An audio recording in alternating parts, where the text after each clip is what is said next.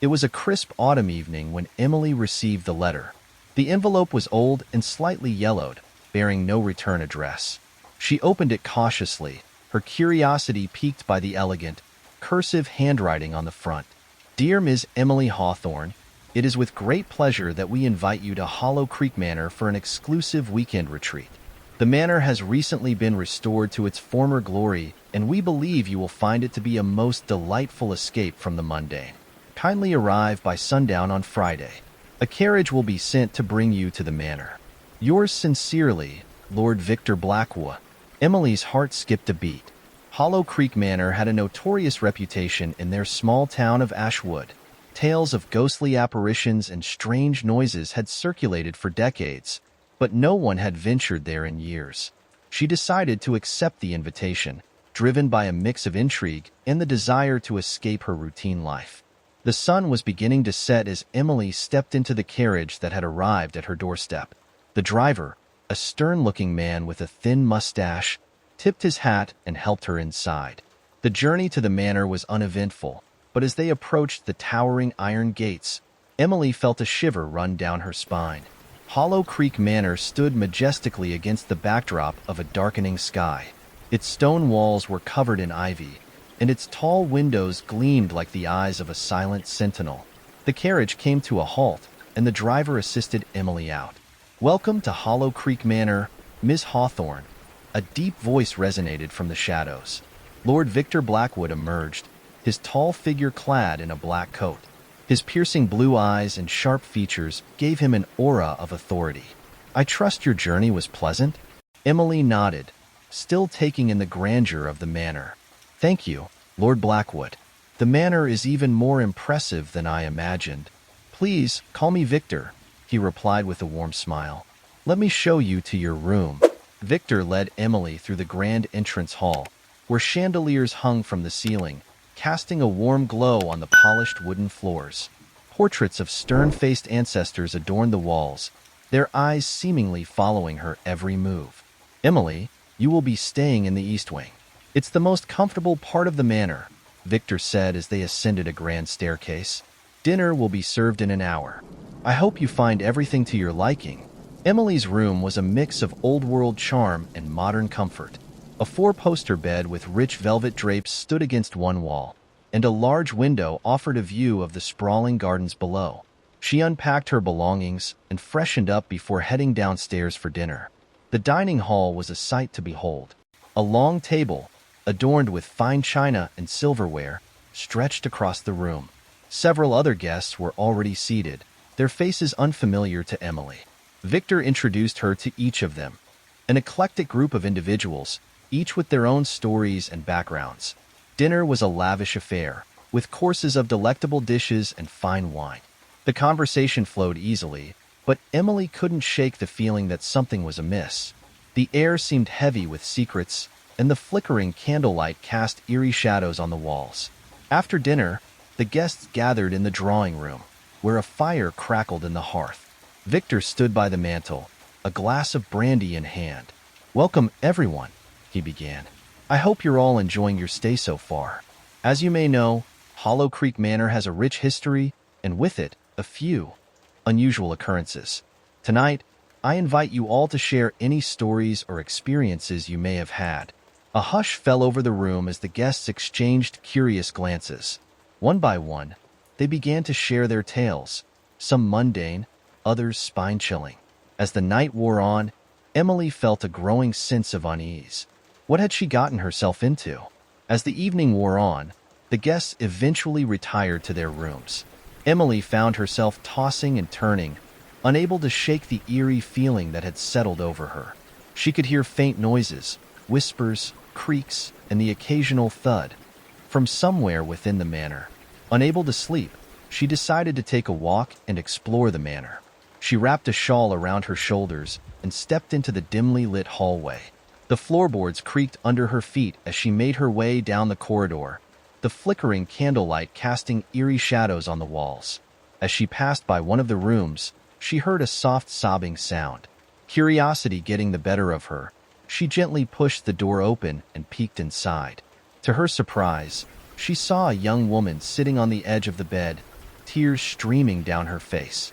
"Are you okay?" Emily asked softly, stepping into the room. The woman looked up, startled. "Oh, I didn't hear you come in," she said, quickly wiping her tears. "I'm sorry, I didn't mean to disturb you." "It's all right," Emily replied, sitting down beside her. "I'm Emily. What's your name?" "I'm Claire," the woman said, managing a small smile.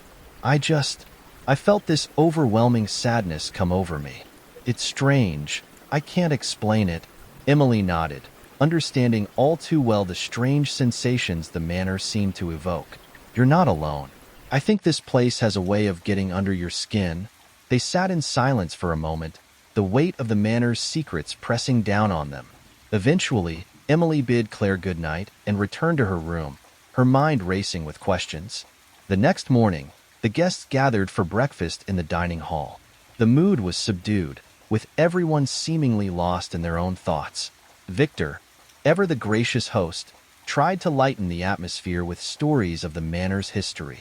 "Did you know," he began, "that Hollow Creek Manor was once the site of a great battle? Legend has it that the spirits of those who perished still roam the grounds."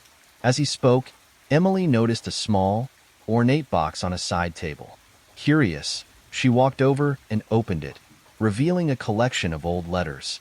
She picked one up and began to read, her eyes widening in shock. The letter was a desperate plea for help, written by a woman who claimed to be trapped within the manor.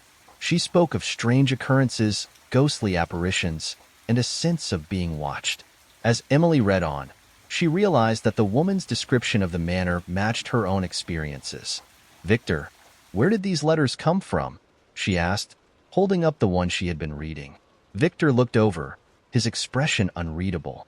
"Those letters were found during the restoration of the manor. They are believed to be written by the previous inhabitants." Emily felt a chill run down her spine. Was it possible that the spirits of those who had lived and died here were still present? Determined to uncover the truth, Emily spent the rest of the day investigating the manor. She spoke to the other guests, hoping to gather more information about their experiences. To her surprise, each of them had their own unsettling encounters. Claire, the woman she had met the previous night, described feeling a cold hand on her shoulder while she slept. Another guest, Richard, recounted seeing a shadowy figure standing at the foot of his bed. And Michael, a historian, mentioned hearing disembodied voices calling his name. Emily decided to explore the manor's library, hoping to find more clues about its haunted past.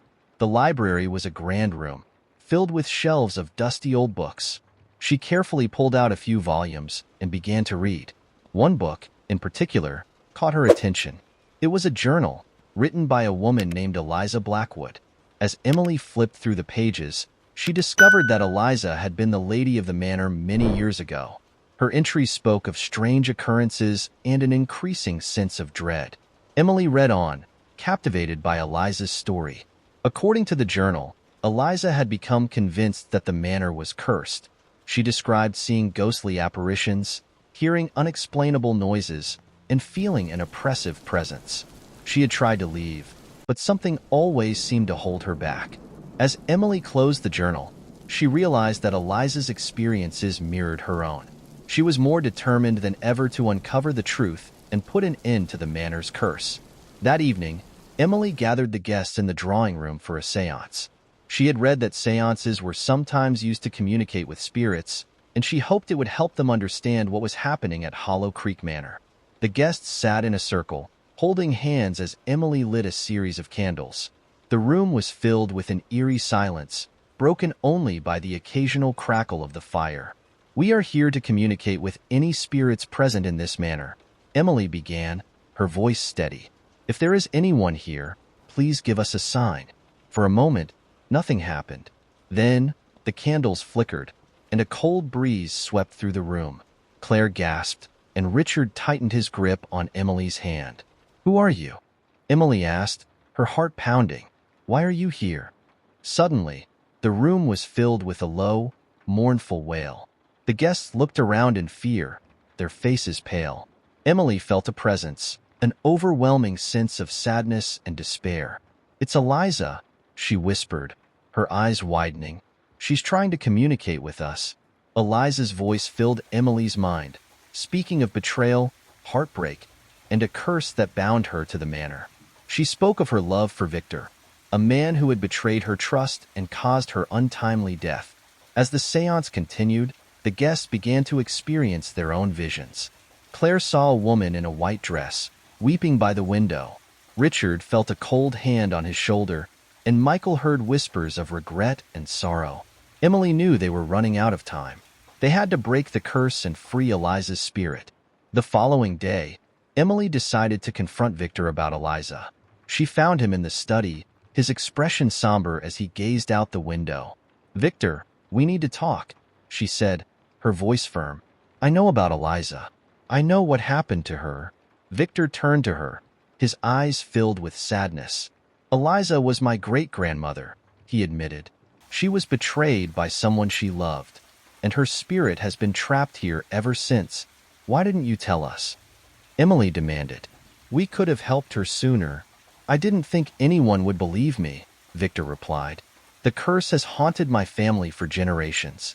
I thought if I restored the manor, it might bring her peace." Emily realized that Victor had been carrying this burden alone for years. She felt a pang of sympathy for him, but knew that they had to act quickly. "We need to break the curse," she said. "We need to help Eliza move on."